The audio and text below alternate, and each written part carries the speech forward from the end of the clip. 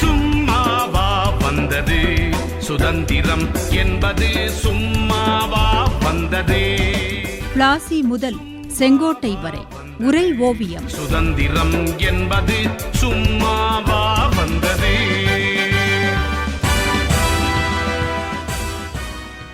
வெள்ளையனே வெளியேறு இயக்கம் 2 மாதங்களே நடந்தாலும் மக்களிடம் பெரும் தாக்கத்தை ஏற்படுத்தி இருந்தது என்று சொன்னீர்கள்.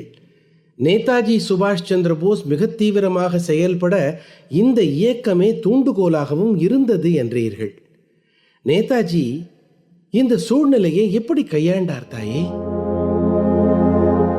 மகனே சிவா, தேசியமும் தெய்வீகமும் என் 2 கண்கள் என்று செயல்பட்டவன் சுபாஷ்.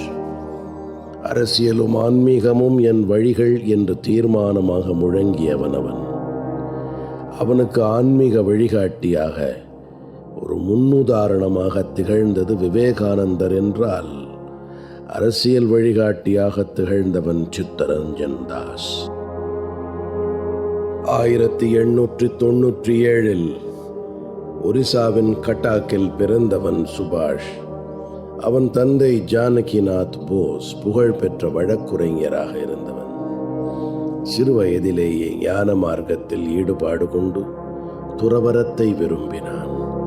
பற்றற்ற மனநிலையில் தன் 16ஆம் வயதில் வீட்டை விட்டு வெளியேறி ஞான வழிக்கான ஆசானை தேடி அலைந்தான். வாராணசியில் ராமகிருஷ்ண மடத்தைச் சேர்ந்த பிரம்மானந்த சுவாமியை சந்தித்தான்.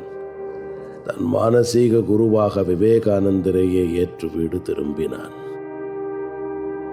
அவன் தந்தையின் வேண்டுகோளுக்கு இணங்கி 1915 கொல்கத்தா மாநில கல்லூரியில் சேர்ந்தான்.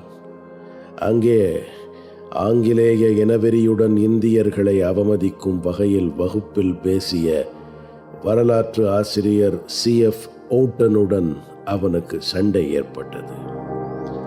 அதனால் அவனும் அவன் நண்பர்களும் கல்லூரியை விட்டு நீக்கப்பட்டார்கள். 2 ஆண்டுகளுக்கு வேறு எந்த கல்லூரியிலும் சேர முடியாதபடி தண்டிக்கப்பட்டார்கள். சித்தரஞ்சன் தாஸ் உள்ளிட்ட சிலர் உதவியுடன் 1917 ஒரு கல்லூரியில் சேர்ந்து 1919 இளங்கலை பட்டம் முதல் வகுப்பில் தேறினான். சுபாஷின் தந்தை அவனை ICS படிக்க லண்டனுக்கு அனுப்பி வைத்தார். அங்கே 1920 இந்திய குடிமை பணி எனப்படும் ICS தேர்ச்சி பெற்றான். ஆனால் தாம் ஆங்கிலேயரிடம் வேலை செய்வதா என்ற சுயமரியாதை உணர்வு மேலோங்கு. தான் முயன்று படித்து பெற்ற பதவியை லண்டனிலேயே துறக்கவும் செய்தான்.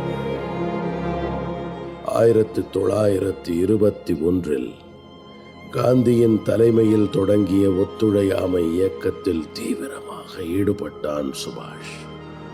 CR தாஸ் நடத்திய முழு கடையடைப்பு, அந்நிய துணி புறக்கணிப்பு, அரசாங்க கல்வி நிலையங்கள் புறக்கணிப்பு போராட்டங்களில் ஆர்வத்துடன் பங்கேற்றான்.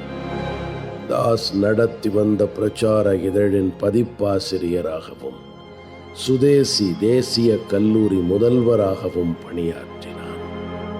அப்போது கல்கத்தாவுக்கு வந்த வேல்ஸ் இளவரசருக்கு எதிராக கண்டன ஆர்ப்பாட்டத்தை நடத்தி கைது செய்யப்பட்டு 6 மாதம் சிறை தண்டனை பெற்றான்.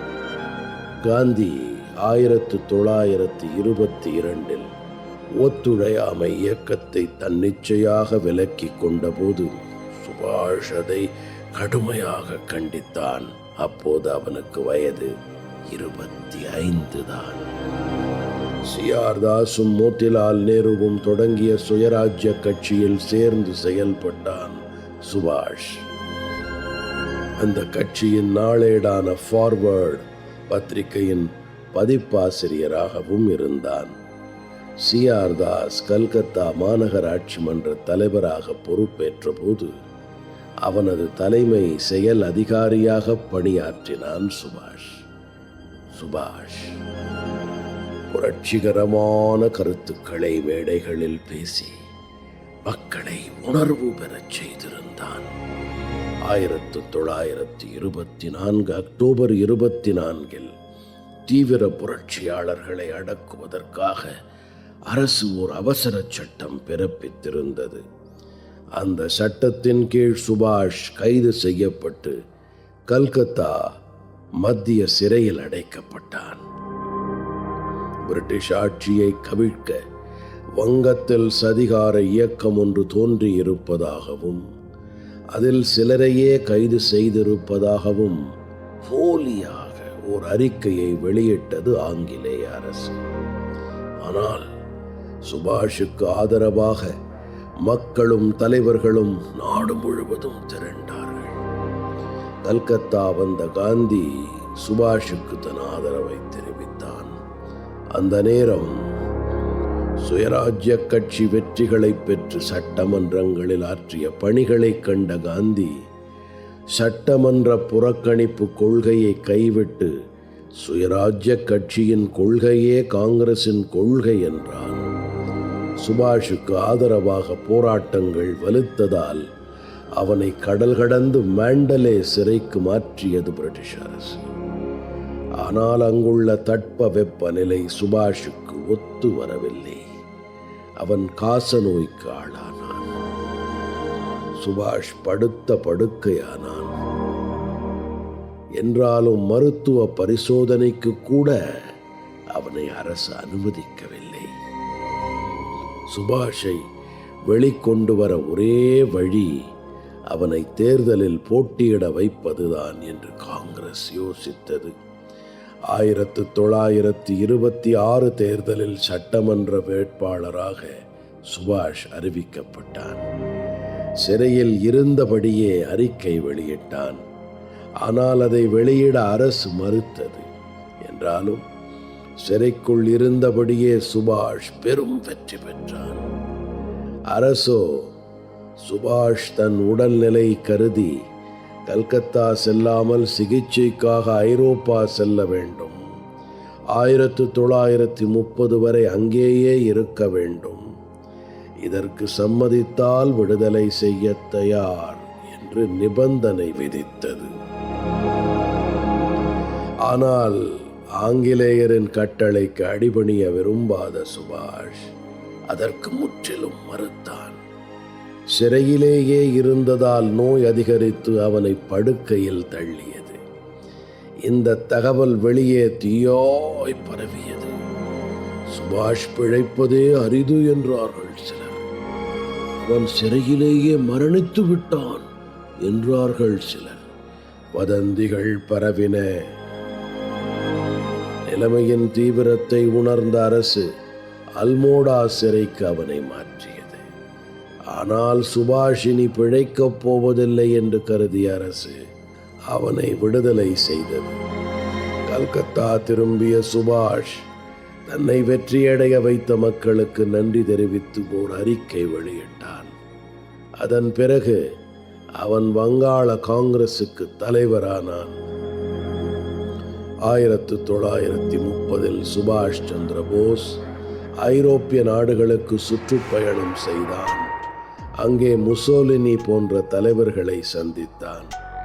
1932 மருத்துவ சிகிச்சைக்காக வியன்னா சென்றான்.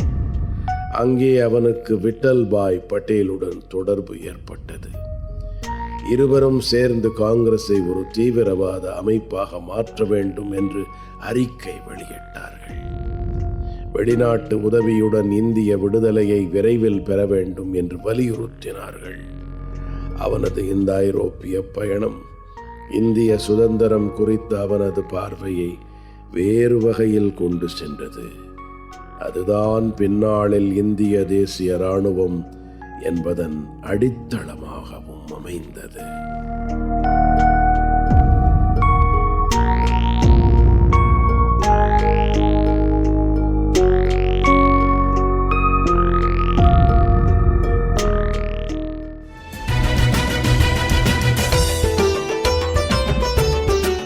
பிளாசி முதல் செங்கோட்டை வரை உரை ஓவியம் கேட்டீர்கள். ஆசி கூறி வாழ்த்திடவே அஞ்சிடுவார் பெரியோர், மாசு பேசி மயக்கிடவே முனைந்து நிற்கும் சுற்றம். இருந்த போதும் லட்சியத்தில் வீறு நடை